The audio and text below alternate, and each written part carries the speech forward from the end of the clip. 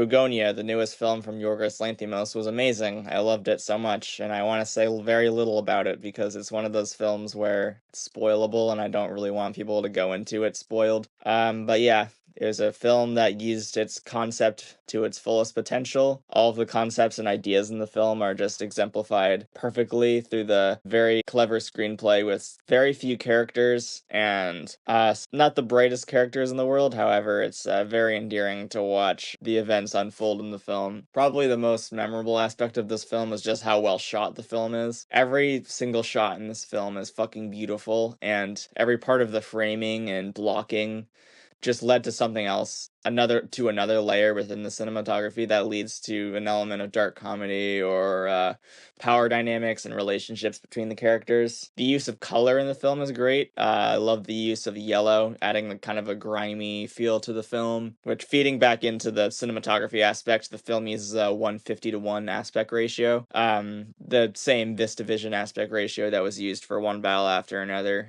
for those theaters that were able to play it in VistaVision, which, yeah, I feel like was a good choice. While it does lack the ultra wide that a 239 or 276 would in the rare case, it was a nice choice and a welcome choice because you're able to just, in my opinion, it feels like you're able to soak in more of the image since it's taller. And Poor Things had a 166 ratio, which even that I just felt like it was much more like of a breathtaking image, that there's just more to look at. It's more visually appealing for the style, and obviously Yorgos's movies are very stylized, if you've seen any of his. So I love the use of music in the film, and also the use of Basket Case by Green Day that was used in a very funny scene. All of the music was used appropriately and was always impacting the scenes. I loved the blood and gore effects in the film. Yeah, it's comes out of nowhere and it's just fucking brutal and shocking. And yeah, not spoiling anything, I just love the ending. The ending's haunting and creepy and just about as cynical as most of other Yorgos's movies, while still retaining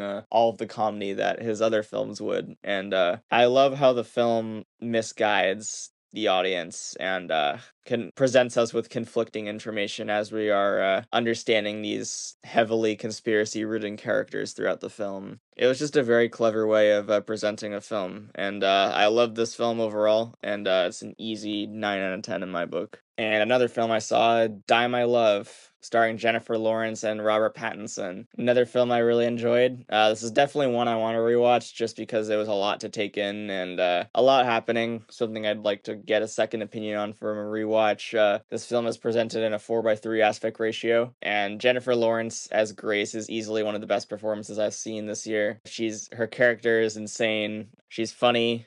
She's hiding a lot of sadness and desire and a lot of emotion in her character. And I love how the editing was used in the film and how it reflects the mental state of the character, how absurd the editing is. And that goes along with how the film is shot. It's shot very well. So much intent and amazing imagery to look at. That's further helped by a 4:3 aspect ratio, in my opinion. Again, I'm a person that cares a lot about aspect ratios. It's something that a lot of people don't really think about, but I think the 4:3 really fits this film. I wouldn't say this film is a strict dark comedy. There's a lot of dark comedic moments and dialogue that works very well, and I think it's helpful in a film that doesn't exactly hold your hand throughout a lot of the film. A lot of it is kind of just figuring out what is happening. A lot of the technical elements, like audio design, is solid all around, which I appreciated.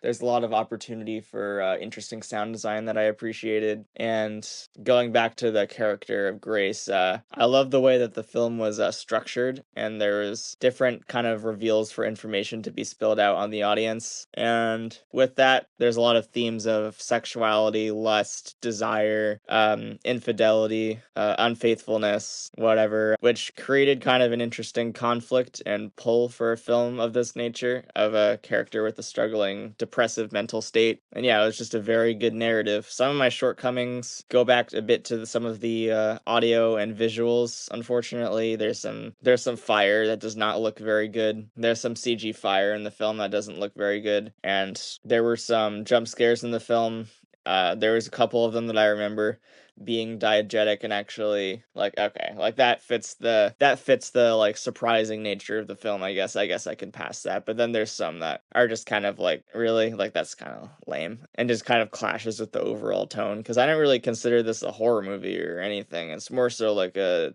thriller, drama, dark comedy, mystery almost. But yeah, a lot of maybe these issues might be fixed from a rewatch, as there's a lot of this film is definitely a lot to unpack, so I am excited to rewatch it someday. Maybe get a more fresh opinion, but from what I've said, I think I'm comfortable giving it like a low 8 out of 10. I think that's a pretty fair rating. I might go up or down depending on how I feel about it later, but yeah, that's my feelings on Die My Love and Bugonia. If you like what you saw, drop me a like down below, and if you'd like to see more videos like this, then hit that subscribe button. Thank you, I appreciate it. More reviews are coming soon.